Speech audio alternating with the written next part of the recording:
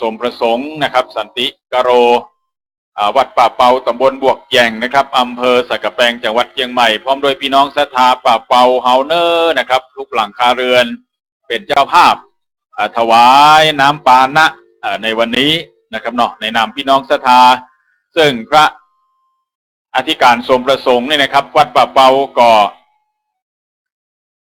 เป็นศิษย์เก่ามจร.เชียงใหม่สายลูกศิษย์ครูบากูเต้าครูบาจันตะรังสีนี่แหละครับนะครับเนาะแล้วก็ปีนี้ได้รับพระราชทานเลื่อนตั้งนะครับตั้งสมณศักดิ์ใหม่นะครับเนาะเนี่ยวัดศรัทธาวัดป่าเปาเพื่อนก่อมาโดยกันนักกันหลายนะครับเพราะฉะนั้นก็ได้รับพระราชทานในเดือนกุมภาเนี่ยครับเนาะพระอธิการสมประสงค์นะครับจะได้รับพระราชทานเป็นพระครูนะครับสัญญาบัตรเจ้าอาวาสพระเจ้าอาวาสวัดราชชั้นเอกนะครับก็ประมาณเดือน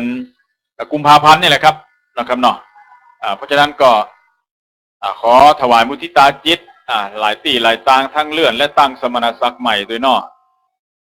แล้วก็ตอนแมลงนี้นะครับเนอก็ขอเชิญพ่อออกแม่ออกเจ้าปี่นายน้องนะครับท่านผู้ฟังทุกคนทุกท่านนะครับ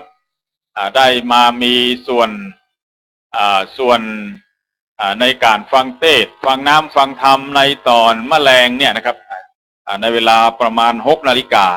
ตอนนี้ก็เหลือเวลาประมาณ35 นาทีนี่นะครับเนาะก็ขอเชิญพี่น้องสาธุชนนะครับที่นี่เนาะก็มีท้องถิ่นเฮานะครับท้องถิ่นเฮา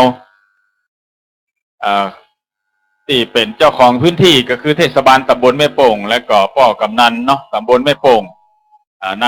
ายกเทศมนตรีตำบลแม่โป่งเนี่ยครับป้อกำนันตำบลแม่โป่งป้าหลวงบ้านทุกหมู่บ้านครับ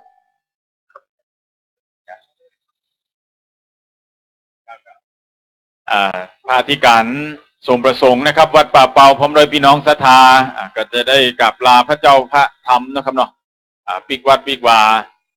ต่อไปนะครับเนี่ยกับผมในนามของมจร.เชียงใหม่ในนามของคณะสงฆ์จังหวัดเชียงใหม่ทางการบ้านเมืองจังหวัดเชียงใหม่และก็อำเภอดอยสะเก็ดตึงฝ่ายคณะสงฆ์ตึงตำบลแม่โป่งแม่ห้อยเงินเนี่ยครับหลวงพ่อพระครูพุทธิธรรมานุรักษ์นะครับเจ้าคณะตำบลแม่โป่งแม่ห้อยเงินนะครับพร้อมด้วยพระสงฆ์องค์เนนพี่น้องศรัทธาท้องถิ่นผู้หลวงบ้านผู้กำนันนายกเทศมนตรีตำบลแม่โป่งท่านรองนายกทุกท่านปลัดเทศบาลเจ้าหน้าที่พี่น้องศรัทธานักปราชญ์ท้องถิ่นทั้งหลายขออนุโมทนาต่อเจ้าภาพทุกคนทุกท่านอนุโมทนาต่อพระอธิการสมประสงค์นะครับวัดป่าเปาพร้อมโดยพี่น้องศรัทธาที่ร่วมเป็นเจ้าภาพนะครับถวายน้ำปานะนะครับแก่นิสิตโยคาวจรเจ้าในช่วงของตอนบ่ายวันนี้นะครับแล้วก็หลวงพ่อรองเจ้าคณะจังหวัดเชียงใหม่วัดพระสิงห์นะครับพระเดชพระคุณพระเทพสิงหวราจารย์รองอธิการบดีวิทยาเขตเชียงใหม่พร้อมด้วยครูบาอาจารย์พี่น้องสาธุชนร่วมฟังเทศน์ฟังธรรมกันนักหลายเน้อนะครับเพราะฉะนั้นก็ในช่วงนี้นะครับเนาะถ้าท่านอาจารย์ประสาทสุกเกษมนะครับทีมงานของเฮาแหมต้านหนึ่งนะครับจะได้มาช่วยจ๋าพร้อมกับพานิสิตเนาะในช่วงนี้เปลี่ยนกันส่งน้ำนะท่านเนอะตึงแต่งตึงดาตึงตึงจ๋าก็อาศัยมวลนิสิตของมจร.เชียงใหม่และก็ณสถานที่แห่งนี้สุสานชาปนสถานป่าไผ่บ่อทองนะครับเนาะตำบลแม่โป่งอำเภอดอยสะเก็ดจังหวัดเชียงใหม่ในเขตท้องถิ่นของตำบลแม่โป่งและก็เทศบาลตำบลแม่โป่งมวลนิสิตครุศาสตร์ปี2 ถึง 4 79 ตน79 องค์ช่วยกันทำงานทุกสิ่งทุกอย่างช่วยแต่งช่วยดาช่วยช่วยจาช่วยเทศช่วยอังคาจอาราธนาธรรมทั้งหลายทั้งมวลอยู่ที่มวลนิสิตนี่เป็นหลักเนาะทุกเจ้านำเอางานถึงราบรื่นนะครับงานถึงราบรื่นเพราะฉะนั้นก็ในช่วงนี้ที่รับฟังอยู่ตั้งบ้านตั้งจองนะครับกระผมณัฐพลลึกสิงแก้วมจร.เชียงใหม่ฝ่ายพิธีการจังหวัดเชียงใหม่กรรมการสภาวัฒนธรรมจังหวัดเชียงใหม่ก็รายงานหน้ามณฑลพิธีนะครับสนามกีฬาเทศบาลตำบลแม่โป่งเน้อนะครับทุกคนทุกท่านได้รับทราบได้หู้ได้หันว่าการทำงานนะครับร่วมกับท้องถิ่นท่านทั้งหลายก็ได้เรียนวิชาอย่างการปกครองส่วนท้องถิ่นไปแล้วเนาะก็ได้เห็น ว่าการทำงานเกี่ยวกับท้องที่ท้องถิ่นนะครับถึงป้อหลวงบ้านป้อกำนันสมาคมกำนันจังหวัดเชียงใหม่เนาะสมาชมรมกำนันป้อหลวงบ้านอำเภอดอยสะเก็ดนี่นะครับอันนี้ท้องที่ท้องถิ่นก็คืออย่างเทศบาลก็ดีอบตก็ดีอบจก็ดีเป็นต้นเอาได้หันว่าวิธีการปฏิบัติณสถานที่จริงเพื่อนปฏิบัติอย่างใดนะครับอันนี้ก็ท่านทั้งหลายได้ศึกษาเรียนรู้นะครับได้ศึกษาเรียนรู้ว่าบางอย่างในตำราเฮาเรียนรู้อย่างนี้เนาะวิธีปฏิบัติไปแหมอย่างหนึ่งนะครับเพราะนั้นก็ครูพักลักจำบางอย่างก็ทะเลออกนอกตำราพ่องนะครับทะเลออกนอกตำราพ่องเนาะเพราะฉะนั้นก็อันนี้คือวิธีปฏิบัติเนาะส่วนตำราก็คือวิชาการนะครับถ้าเราเดินเป๊ะตามนี้งานมันบ่เดินเนาะเดินเป๊ะตามตำรานี่งานบ่เดินเราก็ต้องออกนอกซอกนอกซอยพ่องเลือดมันเดินได้สะดวกเลือดปล่อยเลือดเส้นเลือดใหญ่เส้นเลือดน้อยทั้งหลายมันจะได้ดิ้นนะครับเนาะมันจะได้หมุนได้สะดวกนะครับเขาเห็นทำงานท้องที่ท้องถิ่นขอบคุณเจ้าหน้าที่ของเทศบาลตำบลแม่โป่งนะครับเนี่ยเป็นแม่งานทุกกลุ่มงานทุกหน่วยงานนะครับบอกว่าจะเป็นป้องกันบรรเทาสาธารณภัยการเงินการคลังนะครับ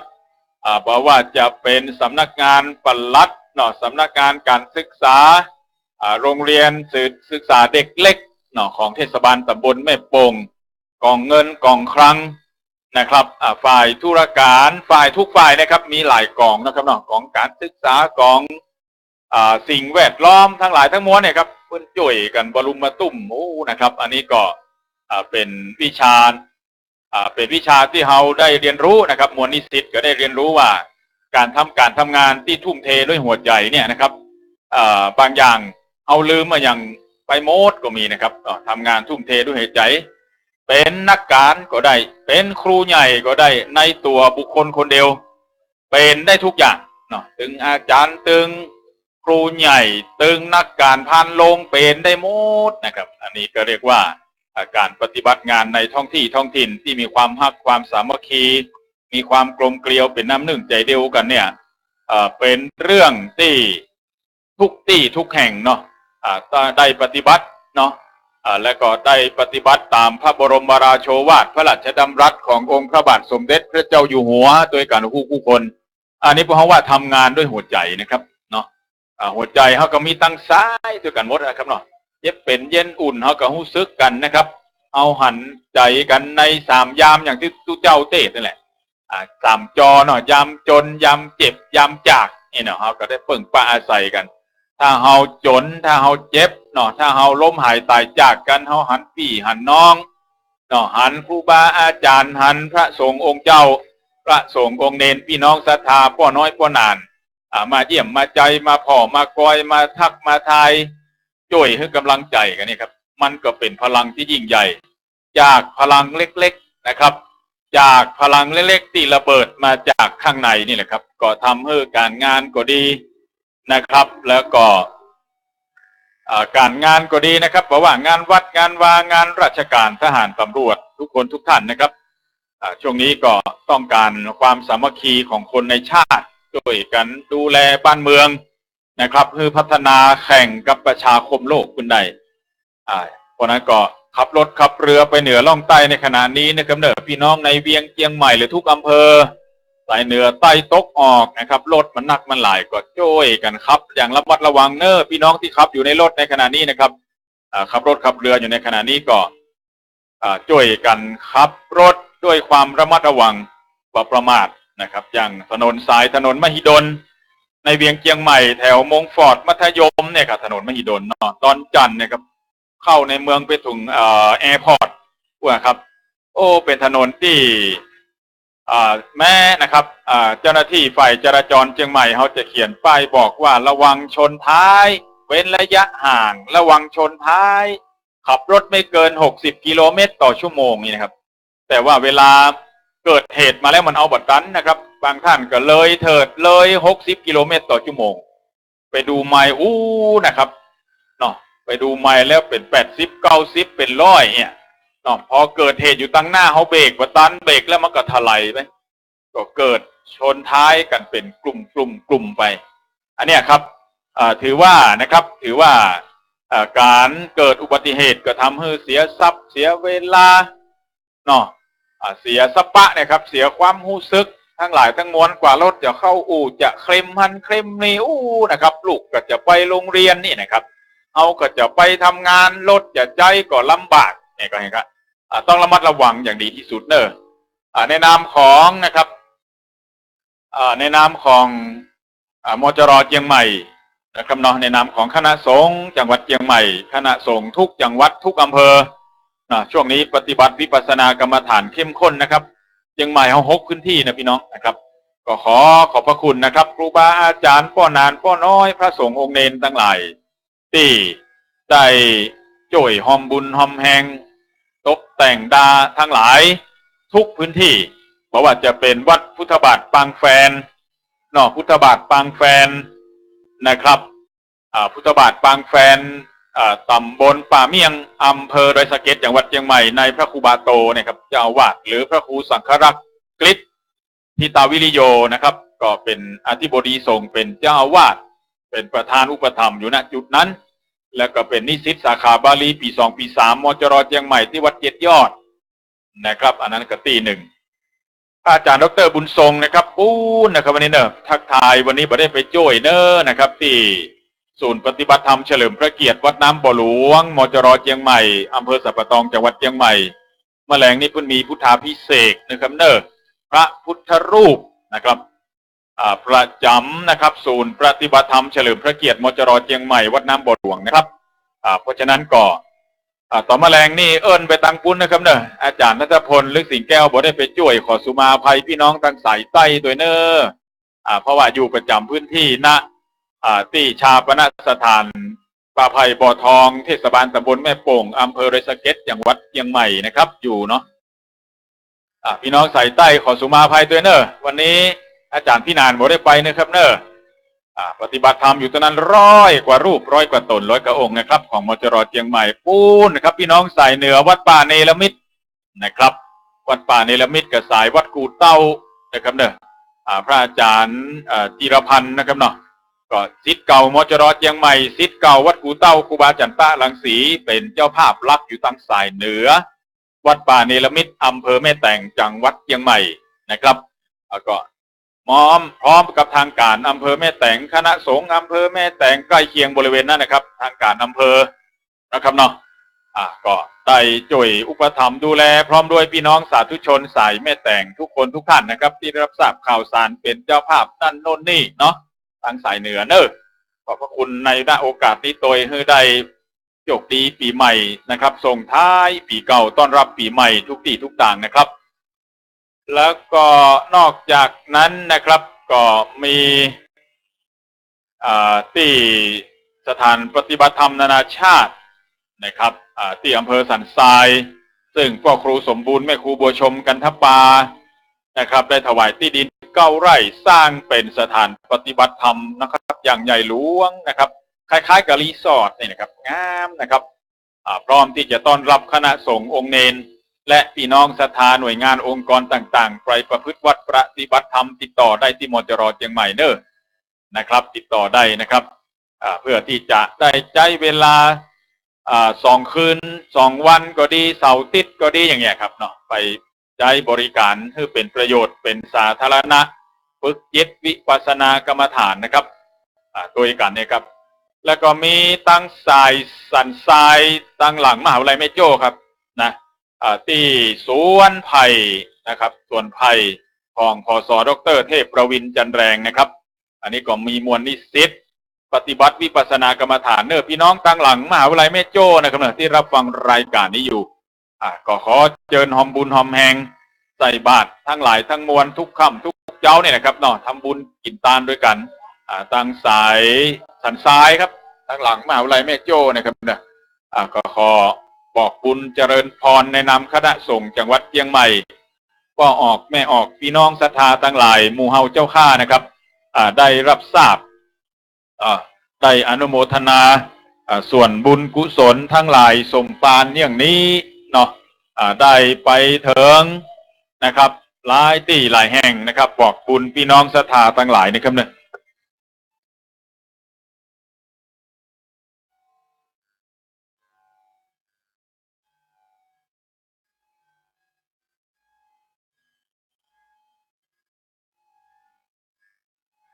เพราะฉะนั้นก็6พื้นที่6สถานที่นะครับณที่นี่ก็ถ่ายทอดสดนะครับเนอะรายงานสดพี่น้องใส่เหนือใส่ใต้ครับใครจะเป็นเจ้าภาพน้ำปานะ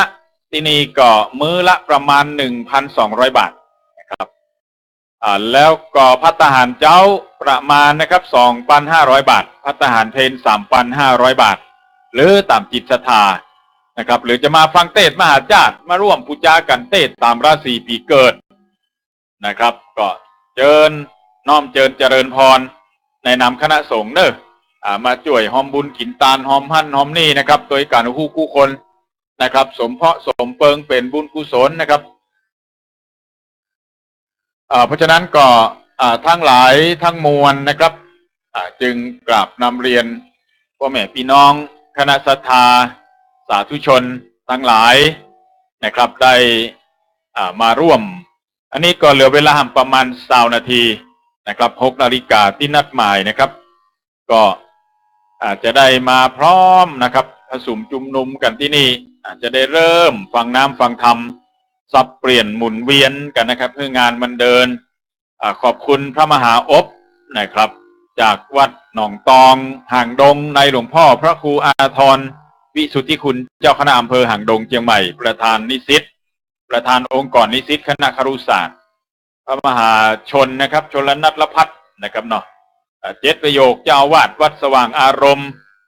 ช่วยนำกลิ่นนำตานะครับวัดสว่างอารมณ์นี่อยู่ตำบลเมืองนะนะครับอำเภอเชียงดาวเชียงใหม่นะครับแล้วก็พระอาจารย์มหากัมปนาถนะครับเนาะวัดเมืองลังป่าพี่น้องศรัทธานอกจากเทศนะครับในมหาญาติเวสสันดรชาดกทั้ง13กันช่วยกันเนี่ยครับเนาะตั้งแต่กันแรกเป็นต้นมานะครับบอกว่าจะเป็นอานิสงส์พระเวสสันดรอานิสงส์พระเวสสันดรก็จะมีพระเวียงซางโลทศพรพระสราวุธปันดิตะธรรมโมหิมปานนะครับสมณเณรนัทพงษ์จันดาวันตันขันธ์นะครับพระสุพรรณชาตเมธีวณประเวศสมณเณรบรรพตแผ่นอินจูชกเนาะพระทรงวุฒิธีรวุฒโธเพื่อนบอกว่าอาตมาภาพเป็นคนเมืองเทิงเนอคนเมืองเทิงนี่เป็นอย่างอี้แหละอีน่ะเป็นว่านะเตดกระม้วนนะครับพอได้ได้จาแล้วก็ลงยากหน่อยนะครับเนี่ยจุลปนกับพระอาจารย์กัมปนาถกิติวิสุทโธนี่นะครับมหาปนพระอนุพรวงมูลแดงนะครับอุมารลำบันพระจรัญปัญญาวุฒโธปัญญาวัฒโนกันมัตสีพระวรรณวิทย์วรรณวิทโชสักกบันนะครับพระกฤษดากิติวุฒโธมหาราชพระมหาอบนัติโกนะครับสกติกับเมืองเขาว่านะชกกระชัดชะกระชัดนี่นะครับสกติบรรหาว่าเนาะสมณเณรบัญชาพุทธฤทธิ์เนี่ยครับโอน5 แก้ว5 คำนะครับนครกันก็รวมยะตาปีเกิดท่านพระอาจารย์ชลนัทพัฒน์เรียนธรรม7 ประโยคเนี่ยครับก็จะได้เต้เนาะในตอนแมลงวันเนี้ยต่อนะครับต่อจากนี้ฉะนั้นก็พี่น้องสาธุชนนักศีลนักบุญทั้งหลายที่อยู่ตั้งบ้านตั้งจองนะครับในขณะนี้หลังจากกินข้าวน้ำข้าวแรงแล้วเนอะนะครับก็มาร่วมฟังเทศน์ฟังน้ำฟังธรรมนะครับเพราะว่าการฟังธรรมะคำสอนแห่งองค์สมเด็จพระจินวรสัมมาสัมพุทธเจ้าเอาฟังเมื่อใดมันก็เป็นบุญกุศลนะครับฟังเมื่อใดก็มีบุญกุศลสมปานเกิดขึ้นกับทุกคนทุกท่านนะครับอันนี้เรียกว่าฟังธรรมเนาะก็ตึงได้สิ่งที่ดีๆเข้ามาสู่ชีวิตได้ธรรมะคำสอนได้ท่านหน่อยนี่หน่อยพี่หู2น้องหู1เนาะบอกกล่าวตักเตือนได้ธรรมะคำสอนแล้วมันอาจจะเข้าเลิกเข้าเดิกนี่นะครับเนาะแต่ว่าถ้าเราได้ในเรื่องของคำสอนต่างๆเนี่ยมันก็เป็นวิธีปฏิบัตินะครับเจ้าภาพเนาะตั้งแต่การแรกมานะครับอานิสงส์พระเวสสันดรเนี่ยครับก็มีพ่อบุญศรีแม่ศรีออนที่ไลล่านะครับนายธรรมศักดิ์สารีอินนางเรนูพิไลล่าพร้อมบุตรหลานญาติพี่น้องนะครับนายกสินนางสมพรสุมามานกันทศพรขอบคุณเนอพ่อกำนันศรีนวลไทยตันนะครับตำบลกำนันตำบลไม่ให้เงินนะครับพร้อมครอบครัวน้องแม่อุ้ย จมธาตุอินจันทร์อันนี้เป็นเจ้าภาพ2คณะเป็นลักนะครับเนาะการหิมปานนายอนันต์อินสนิทนะครับพร้อมครอบครัวแม่อุ้ยจมธาตุอินจันทร์ตันขันนายสวัสดิ์นางจุรีจีนาอ้ายแม่อัมพรธรรมพุทธินะครับการวรรณประเวศอาจารย์จำเนียนหันกล้าอาจารย์ทัศนีพรประภัสสอนจากมจรเชียงใหม่และก็มหาวิทยาลัยราชภัฏเชียงใหม่นะครับการชูชกนึกถึงตุลุงทองนะครับเนาะว่าโสพนารามแม่ริมนะครับก็ครูโสพลบุญญาพรปรมาจารย์ด้านตุจกเนี่ยนะครับอันนี้มีพ่อหลวงมนตรีแม่หลวงอัมพรทิศลังกาหมู่2ป่าไผ่เป็นเจ้าภาพลักไว้นะครับเนาะกันจุลปนนะครับแม่อุ้ยจมธาตุอินจันทร์พร้อมลูกหลานนะครับแล้วก็นายวิเชียรนางสมยงธาตุอินจันทร์นะครับร่วมเป็นเจ้าภาพแล้วก็การมหาปนมีนายทองสุขธาตุอินจันทร์ก็คือนายกทองสุขธาตุอินจันทร์นายกเทศมนตรีนะครับนายกเทศมนตรี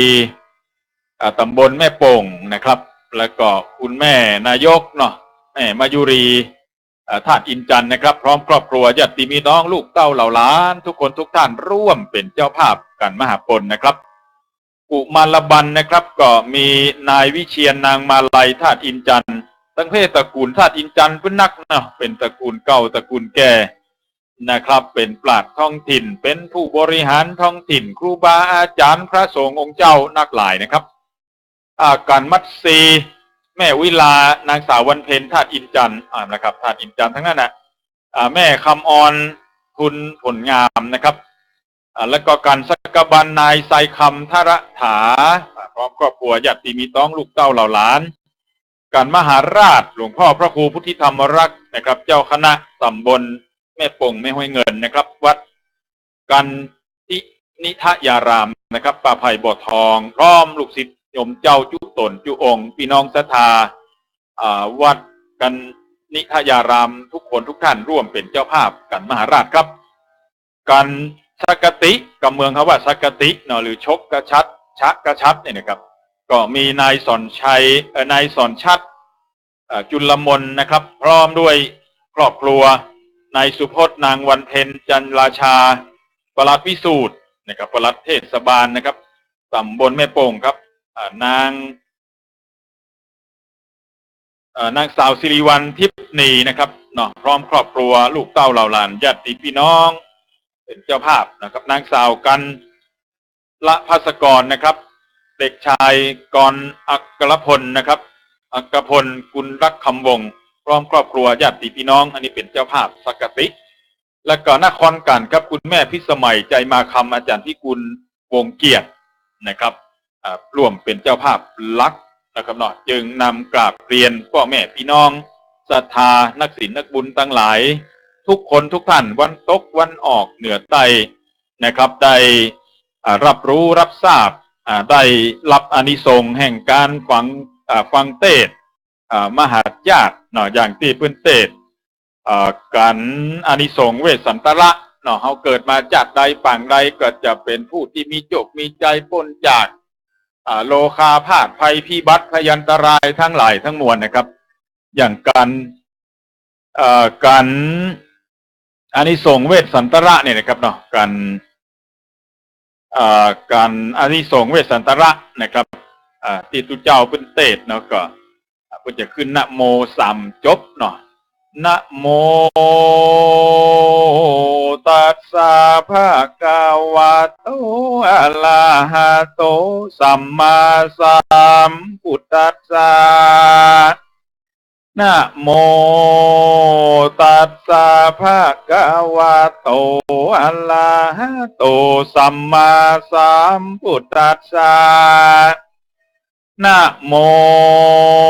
ตัสสะภะคะวะโตอะระหะโตสัมมาสัมพุทธัสสะสุขากามาปัตเตนตาอาลิญญะเมตไตยังปัตติตุงเวสสันตลาจาตะกัง สุนิตวานาสุนาทะเยจาสุกะธรรมังจะริตวาเตปุญเยนะโลเก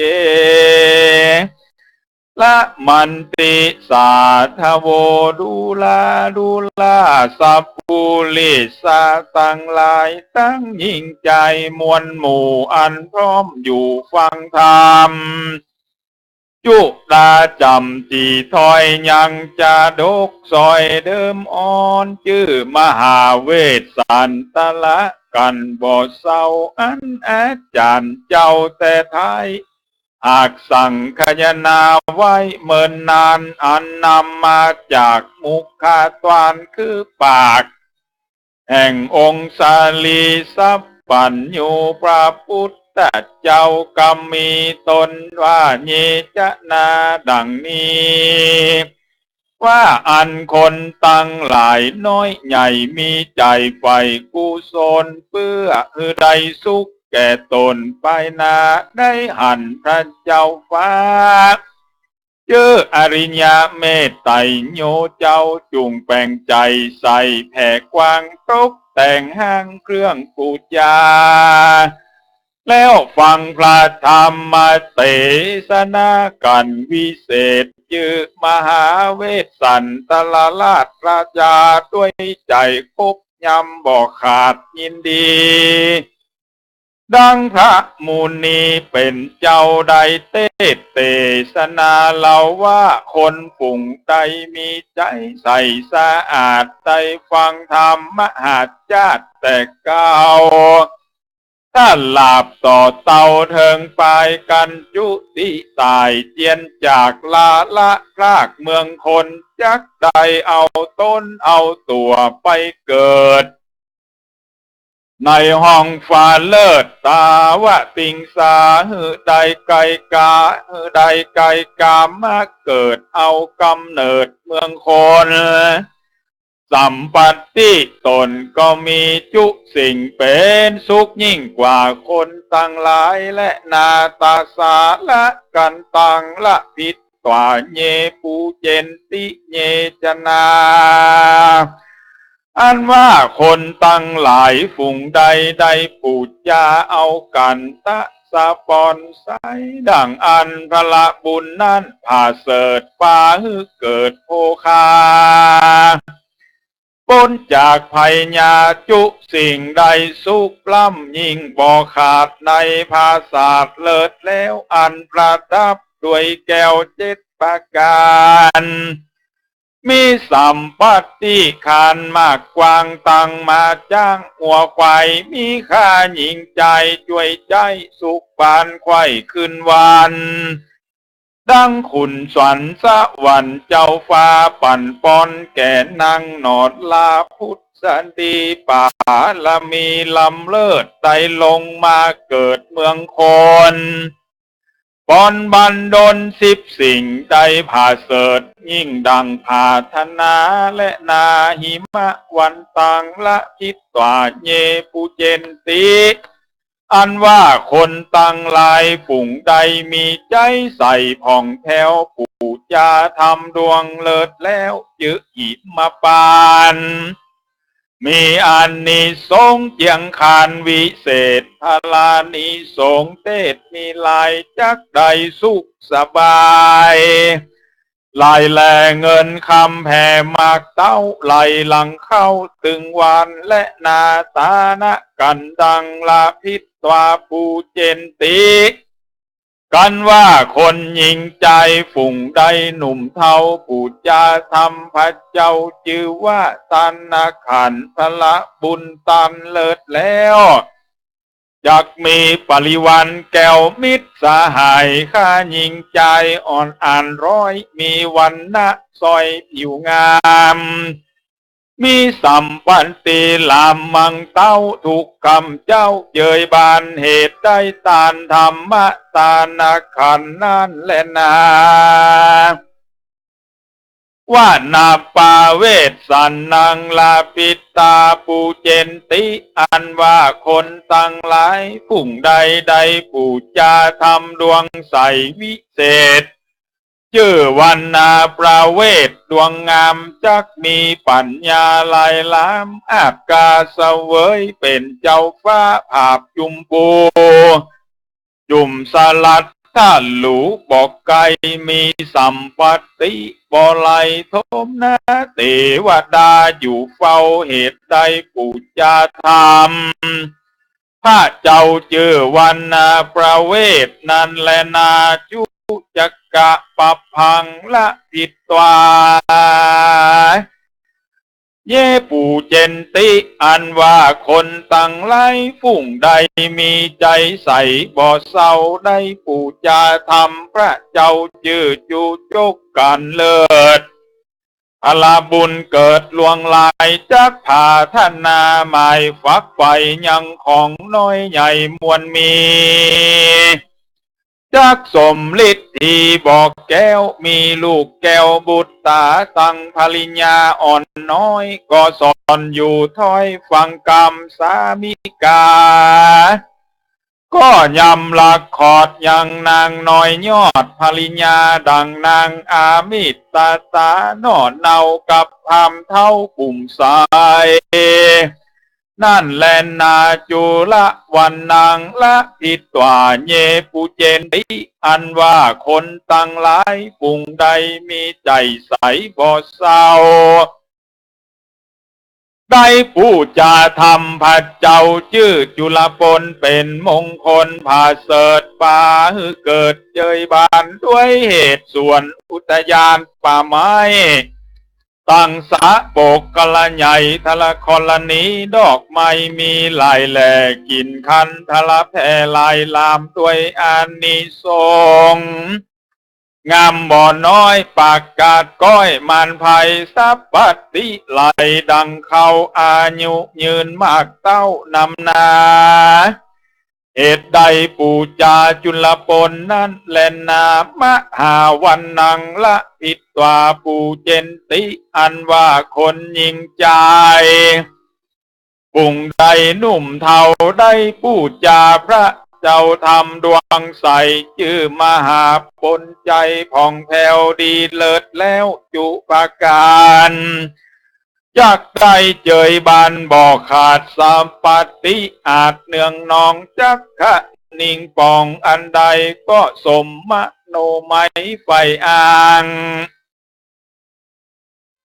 ก็สมมโนไมไฟอ้างเหตุใดสร้างและปูจายังทำพุทธมหาปนนั่นแลนา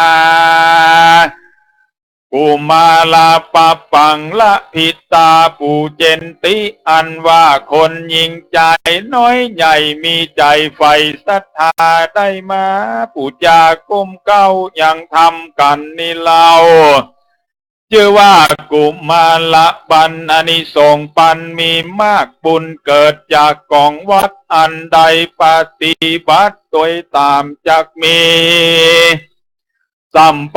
ติลามมากกวางเป็นเจ้าจ้างภาพจุมปูคนจักมาจูอยู่ไกลนบน้อมไว้ขาบสมปานอนาคาตะกาละไปนาจักได้หันเจ้าฟ้าเจออริญญาเมตไตรยศเจ้าเหตุใดปูจาธรรมการใส่วิเศษชื่อกุมารลำบันมาฟังเทศนานั้นแลนามัทธิปะปังละพิตวาปูเจนติอันว่าคนตั้งหลายฝุ่งใดหนุ่มเทาได้พูดจาทำกันนี่เราชื่อมัตสีอานิสงส์มีอ่านโกฏปุณนักโสดตาสัพปติมีมากหลากหลายอายุหากยืนยาววันนะข่าวภายพองปัญญาสองเล็งหานหูจุอันโลกไตบ่อหอนใดเครื่องขี่ลูกเต่ามีไตเปิ้งต่อเต่าเถิงจะลาเหตุใดปูจากันมัดสีและนา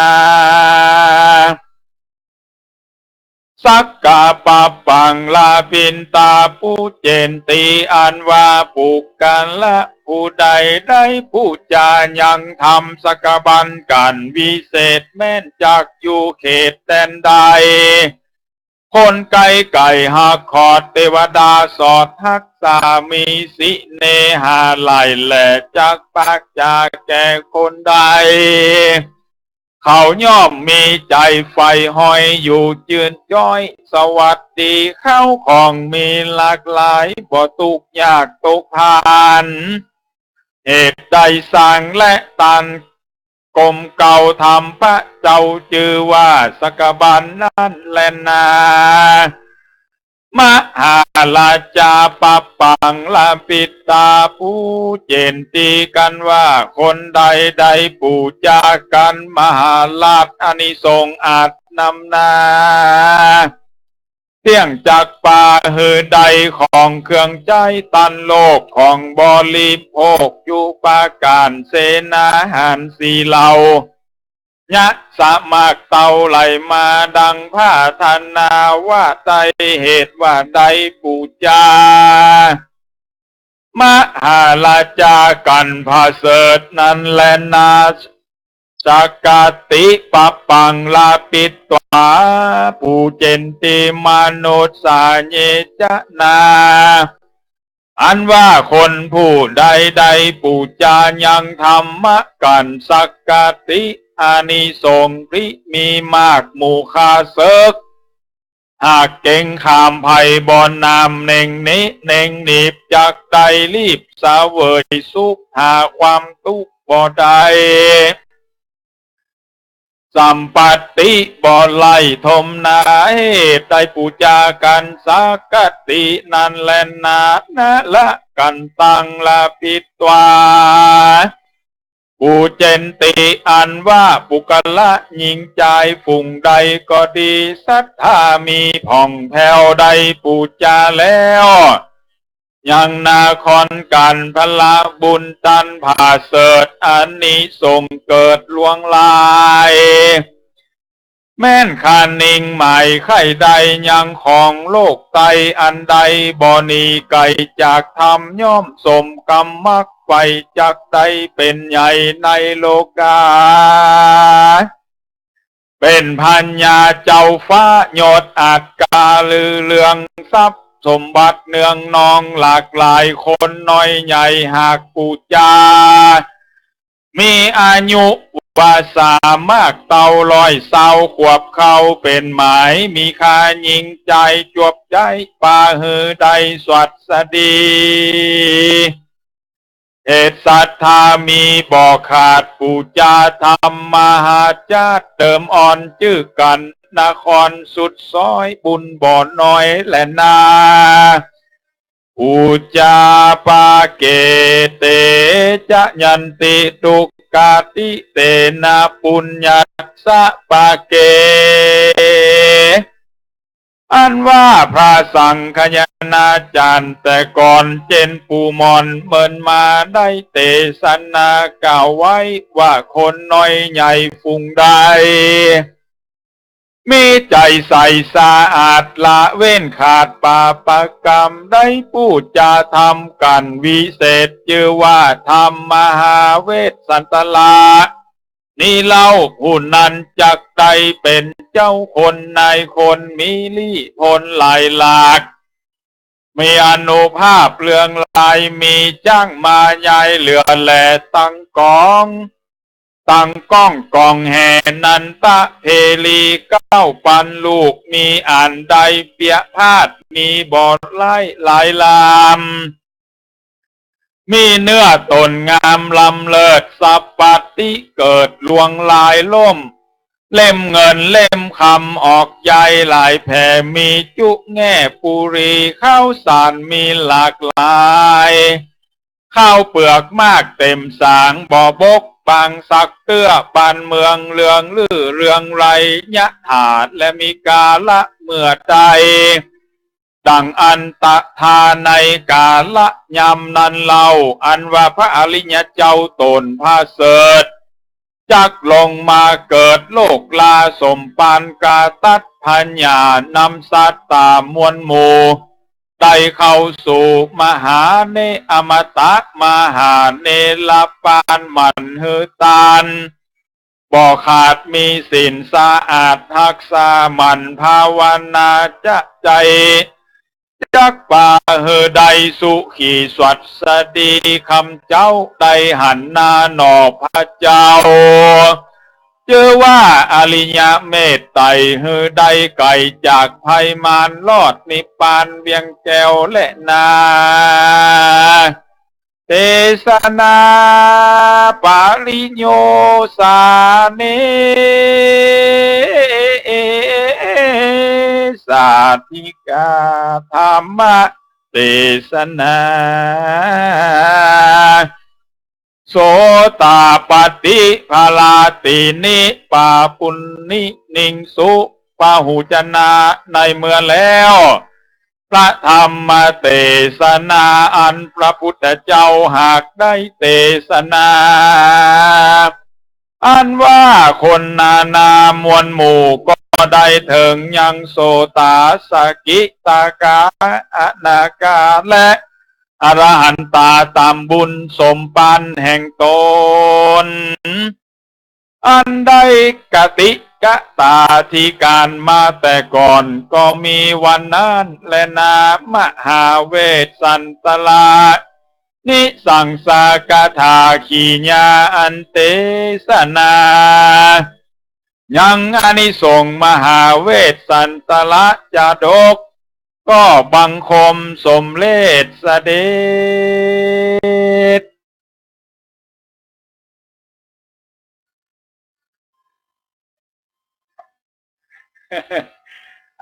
วันนี้ก็ในฐานะนะครับเนาะคนวัดคนวากันแล้วกันนะครับเนาะได้อย่างก็ครับแม่ ได้เทศทำไตธรรมะนะครับเนาะเป็นผู้อาจารย์มคณายกเวลาฝึกขึ้นพระน้อยนะครับเนาะออกเสียงทั้งหลายทั้งมวลอักขระนำกลิ่นนำตานะครับก็ถูกพ้องพิษพ้องนะครับเนอะท่านผู้ฟังที่รับฟังอยู่ทางบ้านช่วงนี้เจ้าอาจารย์ประสาทสุกเกษมมาจะได้มาท่านพระอาจารย์ชันชัยนิมนต์พระอาจารย์ชันชัยมานำกลิ่นน้ำตาลที่อาจารย์จะได้ไปซอกกี่ข้าวกินน้ำมันยังไม่ได้กี่ข้าวกันเตื้ออาบน้ำมันอยู่นะครับเนาะอู้นำกลิ่นน้ำตาลแทนครูบาอาจารย์ทั้งหลายแทนพระสงฆ์องค์เจ้าทุกวัดทุกวานี่อาจารย์ณัฐพลก็ได้ได้ใต้ธรรมะเนาะเตจจาม่วนอู้จ๋าเพื่ออยู่ในช่วงของรอเวลาที่อาบน้ำแล้วนะครับส่งน้ำแล้วก็6 นาฬิกาเนาะตามนัดหมายกับนิมนต์จุตนจุองค์นะครับเนอะ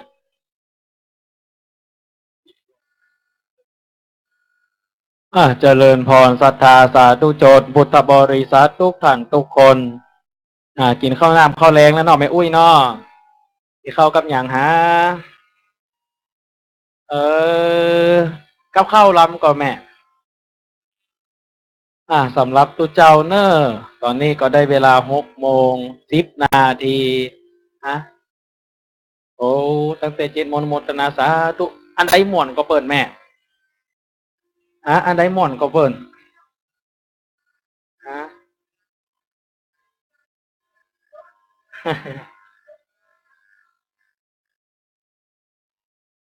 ทีวันนี้เดี๋ยวจะเตะกูมาละบันเดี๋ยวกูมาละบันเนาะตอนนี้นักเตะกำลังแต่งตัวอยู่ปะผมหวีผมอยู่เอาง่ายๆเนาะหวีผมอยู่ไปอย่างเก่าเนาะอย่างเอี้ยครับอย่างเอี้ยวันนี้จะเรียกกี่โมงบอกฮูเนอร์เรียกแฮมซี่ปูก่อนแม่ปลูกละชั่วโมงเนาะ45 นาทีชั่วโมงเนาะ4 ชั่วโมงเขาเตะ6 โมง7 8 9 10 โมงเกิงกว่าแล้วคือสุดท้ายแล้วเนอะมันผูกในสูจัตตาแล้วก็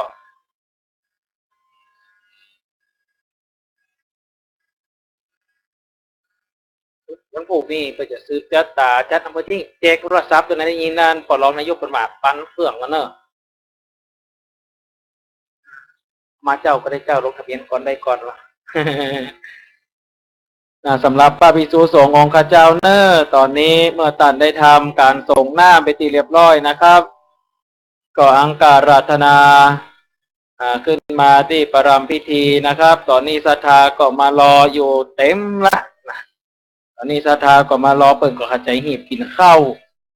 เดี๋ยวทำจะบ่ม่วนมันบ่ตอนเนื่องเมื่อเขาดูละครเนาะมันเขาดูหนังขาดวันใดวันหนึ่งไปข้อกึดเติงหากินข้าวบ่มล้ำเนี่ยการบ่มม่วนกึดเติงหาหนัง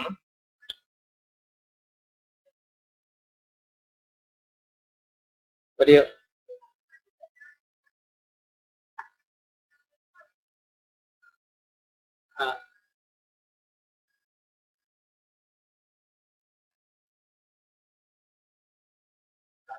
อันนี้โอ้ทุกอันนี้อันทุกเจ้าเปิดนั้นยกวิทยุมาตั้งเขาเลยอยู่ตั้งบ้านก็ได้ยินครับเปิดเอาออกขึ้นวัดของป่าหินวัดป่าหินนี่เนาะวัดป่าหินอันนี้ก็เป็นสถาฟังตลอดปีแล้วก็ออกปีแล้วสถาตุอยู่สัปขาบอกก็เปิดวิทยุฟังตุอยู่สัปขาอยู่บะไก่อยู่บะขานิ่มได้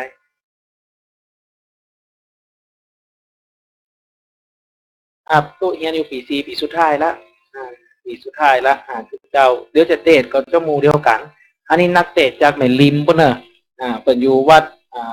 แม่ห้องไหนแม่ห้องเหนือก็ห้องไหนบ้านห้องไหนอยู่แม่ริม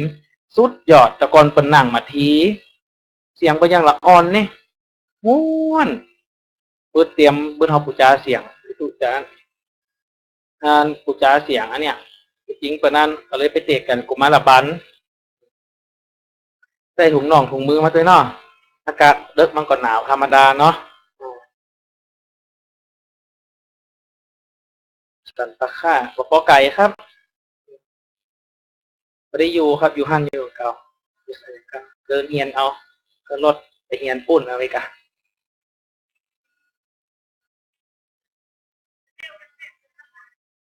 นี่ผมบอกเตือนไว้เสร็จให้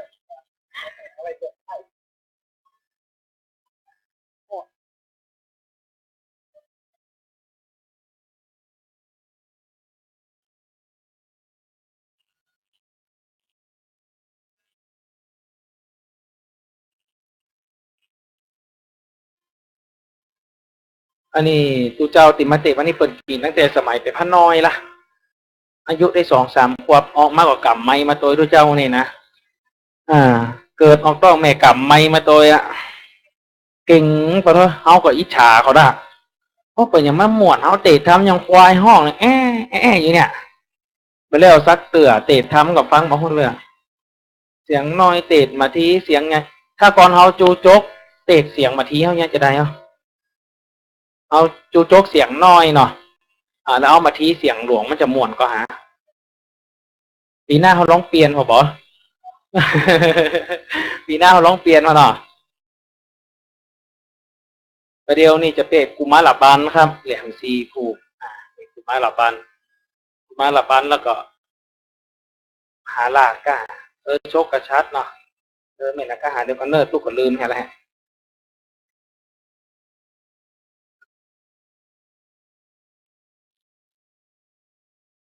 ประเดี๋ยวก็เหลือกุมารบันเนาะมหาลาโชคกระชัดกษัตริย์เนาะฉากกษัตริย์นี่นะนครกันก็จะเริ่มตั้งแต่6 โมงกันนกรเนี่ยผล5 แก้วจะตกผล5รวมครับเป็นจะรวมกันหมดกันเนี่ยจะได้อันนี้สูงถึงปันพระคาถาเอาหวมตั้งแต่ปลูกแหลกมาจนถึงปลูกชุดได้อันนี้ได้ปันพระคาถาหอมกันหมดคนใดหอมปีนี่คุมเสียนคุมจ่าเป็นว่านะหอมกันนครกันเพราะว่าเป็นพระเวสสันดรปิกมาเมืองเป็นพระเวสสันดรปิกมาเมืองผล5 แก้วตกตะกอนมาจ้าจะไม่ได้ฟังกันม่วนเนอะอันนี้ยอมห้าเสียงเป็นม่วนนะเพราะอยู่จันเดียวกันเตดเป็นทับนิมนต์ข้อกินข่วยยังไม่ละก้าเพราะเพียรปูนพวกอยู่ปี4 ปีสุดท้ายละ ปีหน้าไปเป็นครูละปีเป็นครูเนี่ยปีก่อนจบอันนี้ก็เป็นได้ปริญญาตรีครับ ปริญญาตรีปริญญาตรีเลยครับจบมาเป็นปริญญาตรีเลยเหมือนมอชอเหมือนราชภัฏเนี่ยจบมาก็ได้ครับครับเดี๋ยวพอแห่งเก้าก่อน เตะที่มันหาน้อยมันยากเนาะอาจจะเป็นนักเตะมันก็อยากน้อยเนาะตู้เจ้ามันก็บอกใครห้าใครเฮียนก็แล้วเพราะมันมีที่ไหนจะตั้งทำหลวงอีกอะอย่างแต่ก่อนนี่โอ้เปิ่นจัดกูปีเปิ่นเพิ่งมันหายเราเหมือนกระถินกำลังลื้อฟื้นมาใหม่เรามีกูวัดกูวาเราพยายามจะเพิ่งหายอย่างเตะทำประเดียวก็วัดหลวงก็วัดสวนดอกวัดพระสิงห์ก็อย่างนี้เปิ่นก็จะจัดอยู่แต่ถ้าก่อนวัดใดที่ประจัดศรัทธามีน้อยอีหนอเปิ่นเนี่ยมันตุกเนี่ยยังปล่อยหลวงเนี่ยนะวันขับคืนโหต้องดากันเนี่ยไป10 วัน20 วันอย่างตู้เขามาก็เตรียมกันนักขนาดนี้ถ้าก้อนมีศรัทธาก็อีกเนอะนะต้องเตรียมไม่เป็นเดือนที่ตู้กับตู้เจ้านะถ้าก้อนศรัทธาฟังแล้วเปิดจะเป็นเท่าไหร่ฟังตกแต่งเตรียมเก้าอี้โต๊ะเนาะสมมติวันนี้ยังดีเห็นตู้เจ้าบนมาเนาะถ้าก่อนเขาเนี่ยเกิดไปบางคนยังปล่อยหลวงตึ๊บจะไหลเนาะหลวงนี่ก็ห่อตั้งทำหลวงแต่ก่อนตามทำน้อยนี่ก็เป็นอย่างนั้นทำน้อยเนี่ยเขาเตะที่ไหนก็ได้อีกเตะทำน้อยกุศิลบ้านเขาตั้งเพศแบบมีประเพณีเนาะยกมาเตะประเพณีการติดตั้งทำหลวงกุฏินี่ตุ๊กไปเนี่ยหันวัดในหาเดี๋ยวก่อนเนาะวัดเจ็ดลิ้นก่อนเตะเนาะกูเตือนศรัทธาเขาจะมาบอกไปฟังทำวัดเจ็ดลิ้นแล้วก็วัดดอยสุเตปวัดหมู่ปูนวัดดอยสุเตปเนี่ยจะเตะอย่างวันวิสาขะเดินขึ้นดอยตัวเตะทำหลวงตัวเนาะนั่นเป็นประเพณีเดินขึ้นดอยเกิดมาผมเคยไปกำเถื่อไปขึ้นดอยนะสุเทพนี่ไป2 เถื่ออยู่เดี๋ยวขึ้นดอยผมเคยไปกำเถื่อจัดไข่ไปนะเขาว่าจะไปก็คือพอดีๆเนอะที่เขาบอกเนี่ยหนาวก็หนาวเนาะเดินมาเจมาวันฝนมันจังตกเป็นว่านะทุกปีฝนมันตกเนาะออกภาษาเข้าภาษาปีหน้านี้ต้องพอแหมกรรมนะครับต้องพอแหมกรรมก่อนต้องเอาตุเจ้าคณะครูบาอาจารย์เพิ่นได้จัดเตรียมอย่างเงี้ยนี่ครูบาอาจารย์เพิ่นประชุมกันเป็นเดือนๆพุ่นเนอะบ่ได้แบ่งครับอันนี้มันมีของเพิ่นจะแยกเป็นคณะเนาะคณะก็คือหมู่จะเป็นหมู่ที่เรียนสังคมศึกษาอย่างของตู้เนี่ยจบมาเป็นครูเนาะไปเป็นสังคมสงเคราะห์อันนี้ก็ไปจ่วยจิตอาสานี่เนาะไปเรียนตังรัฐศาสตร์กับการเมืองการปกครองคณะพูดก็จะไปแหมอย่างหนึ่งก็จะไปคนตีแต่ว่าของตู้เขาเนี่ย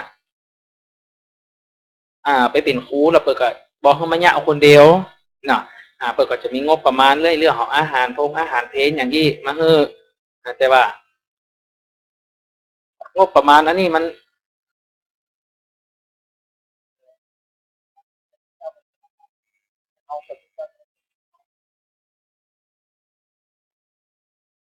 โอ้แต่มาทางเพศเปิดสบายมากกับข้าวอร่อย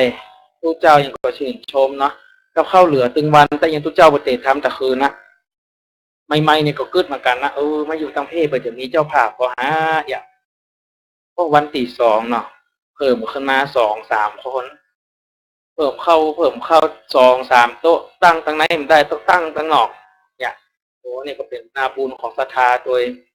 นาบุญตู้เจ้าโดยเพราะว่าให้สงได้มากินห่วมตาลหวานด้วยกันตู้เจ้าประพฤติปฏิบัติธรรมนี่มีที่ไหนศรัทธาใครอย่ามาเข้ากรรมกับตุกนะแต่อยู่ๆจะเข้ากรรมนี่นะตุกบรรลุน้ำราดนี้ยกเลิกกลางคันก็มีนะพุทธเกิงพุทธกลางอันนี้ถือว่าเป็นนาบุญของศรัทธาแต่บางคนเขาก็ยะศรัทธาใครได้ตู้เจ้าไปเข้าหันเข้านี่ไปได้กับตู้เจ้านะแต่ว่าเจ้ามูที่เป็นอยู่ไกลๆเนาะอย่างตู้เจ้าที่เป็นอยู่พวกสันป่าตองจอมตองเกียงดาวอย่างดาวก็มีเนอะปางก็มีเอาต้องตู้เจ้าที่มีความสะดวกโดยอย่างกะนี่ก็ถือว่า1แต่ก่อนเขาเข้าใกล้นี่เนาะแล้วก็โซนมูนี่จะเป็นส่วนมากจะมี ตังมจรเนาะตังมหาวิทยาลัยเขามาจัดประเภทก็หลายวัดเหมือนกันแยกกันครับคอมเมชีนะคอมเมชีวัดอย่างก็สำนักปฏิบัติธรรมคอมเมชีนะก็มีแห่งมูหนึ่งครับอันนี้ของตู้เนี่ยเป็นหอบบูรณาการจะเข้ากับชุมชนครับยายศรัทธาเขาพยายามจะบริการศรัทธาโดย3 วันแรกที่เจ้าจะประพฤติปฏิบัติธรรมหันก็3 วันแรกแค่นั่งประพฤติปฏิบัติธรรมเพื่อสร้างอานิสงส์ก่อนเพื่อพบบูรณาการศรัทธาเอาจะเอาบุญเพื่อศรัทธาพ่อตั้งคำหลวงตั้งกันตรงกันเตะนี่ก็เป็นพืชของคณาจารย์เขาแล้วก็ประเดี๋ยวนี้เปิดซัวนิสิตทำก่อนนิสิตลองทำคนเดียวก่อนแล้วคุณครูก็จะเป็นที่ปรึกษาคอยช่วยเหลืออยู่ตั้งหลังนี่เนาะพยายามที่จะเป็นฝีมือของนิสิตข้างหน้าเปิดกระบอกว่าผลงานนี่จะเป็นของคณะครุศาสตร์เพราะครุศาสตร์จะมีประธานเนาะมีประธานก็ทุกปีมหาอบทุกปีมหาอบเดี๋ยวเปิดก็จะเตะทำมหาลา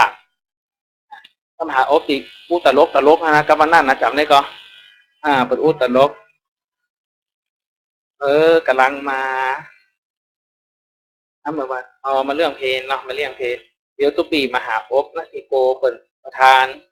คณะกรรมการนิสิตปกครองทั้งหมดเลยใครที่เป็นครุศาสตร์ตึงคนบ้านตึงตุเจ้าพระนายจะอยู่คนนี้คนเดียวอันนี้เป็นอยู่วัดอันอย่างก็สระพีเนี่ยวัดอย่างก็ลืมไปอย่างละครับทุกเจ้าสระพีเป็นเฮียนครับเป็นมีนักเตะนักเนาะว่าสระพีนักโอ้นักไปหำไปเฮียนนี่นะครับเป็นมาตั้งสระพีอย่างนักโดยเจ้าหายหมดเดี๋ยววันเนอร์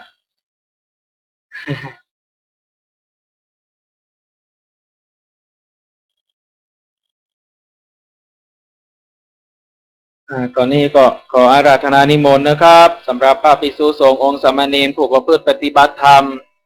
เมื่อท่านได้ส่งน้ำไปที่เรียบร้อยนะครับได้ห่มดองของผ้าเรียบร้อยนะครับปริมณฑลขอนิมนต์นะครับนิมนต์ขึ้นมาสู่ประลำผามเต้นนะครับสถานประกอบพิธีตั้งธรรมหลวงนะครับเดี๋ยวจะให้เปิดแนะนำคนเดียวนักเตะนะจะตึมบอกว่าไผ่เพื่อมาตึมนี้เนี่ย70 40 60ป่ายในมือเนี่ยแต่บอกเตือที่คนนั้นเป็นคนท่านแต่บอกเตือแต่บอกไปจืดไปก่อนไว้เสื้อผ้าเดี๋ยวพอนาฬิกาเขาเติมกี่โมง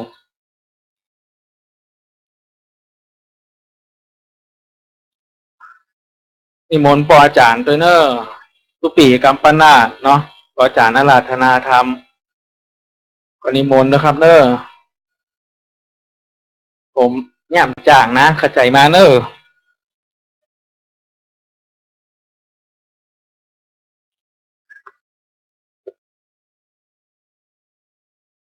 สาตาสาธุชน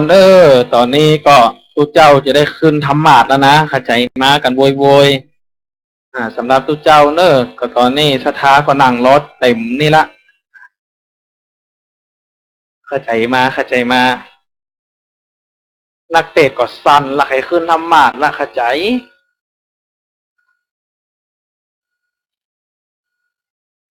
สำหรับแห่งซีปูกวันนี้ก็มีพระจรัญปัญญาวัฒโนพระมหาอบนัตถิโกสมณเณรบัญชาพุทธฤทธิ์แล้วก็พระชลนัทณพัฒอิทิเตโชเอกสุตตาไอพุทธเนาะมุจักกะก้าชลนัทณพัฒไทยไม่ใจได้มุจักทุกเจ้าที่เปิดนั่นแหละทำที่เปิดหนังเจงกว่าที่เปิดหนังเจงกว่าทุกเจ้าแล้วซีกัน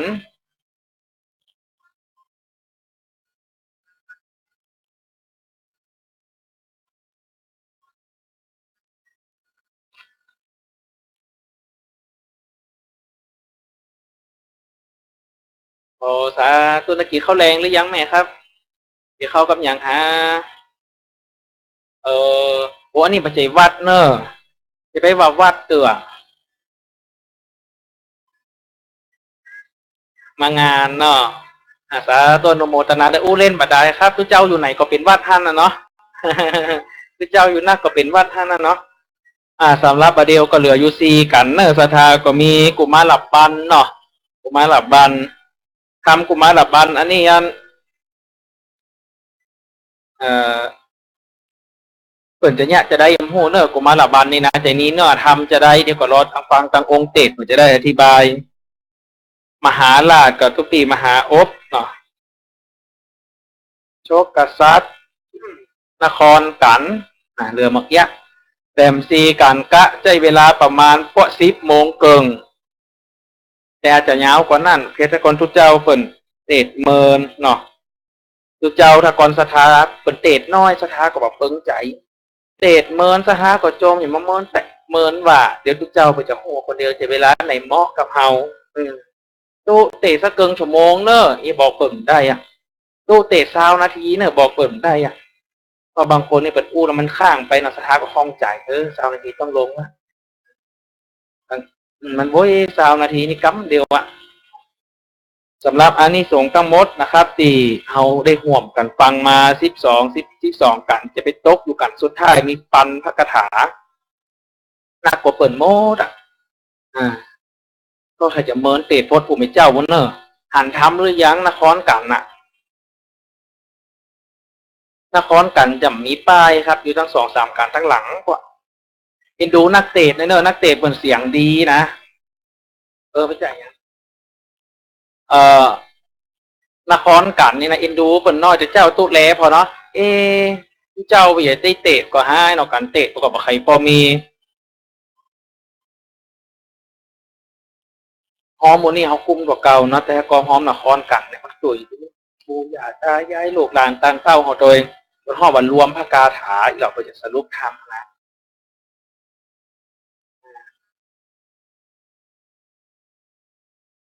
สุดท้ายว่าใครได้เขาใครได้กินรับน้ำปันอะโดยทุกเจ้าก่อนน่าจะเตะประมาณ2 กันแล้ว3 กันให้จะย่างก็นครกันสุดท้ายให้เมินเนาะยิงก่อมเมินแล้วก็หาเจ้าทุกเจ้านักเตะก็ประมาณสัก10 นาทีอย่างกับมันเลิกไปเนาะแต่คือในตุรับกันพวกกล้าเกี่ยวปีหนึ่งพวกกล้าทุกเจ้าเขาปี 5ลูกมาสวดเบิกเห็นสวดโยงเข้าพระเจ้าเจริญพรนะแม่เนอร์คนใดเตรียมขันดอกขันยังก็มาใส่ได้เนาะใส่ดอกใส่หนอกคนละหนอกไหน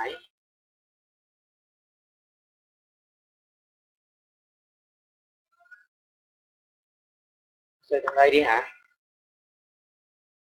ตรงไหนเพ่มมีค่ะเก็บไปเลยค่ะขันซีมบับปั่นแล้วครับเราเปิดบับปั่นแล้วครับเพราะปั่นเป็นเจ้าละ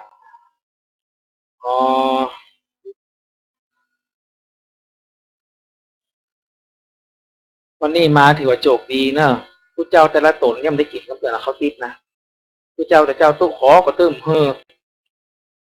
หรือว่าสถาไปจะขึ้นสถาก่อนอย่างนี้หรอเจ้ามาได้ก็กินได้เพราะสถามันเมื่อนานๆจะได้กินเตื้อ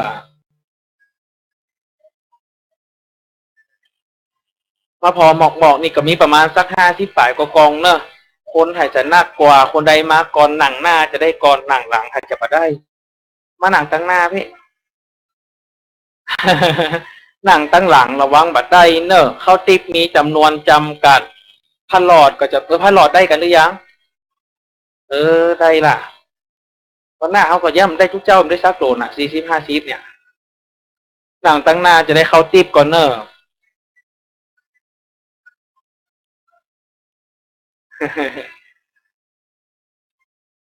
หนังตั้งหน้าจะได้ก่อนแล้วก็หนังตั้งหลังนี่ทำได้เตื้อเข้าติปก็มีจำนวนจำกัดสาธุชนที่ได้ยินเสียง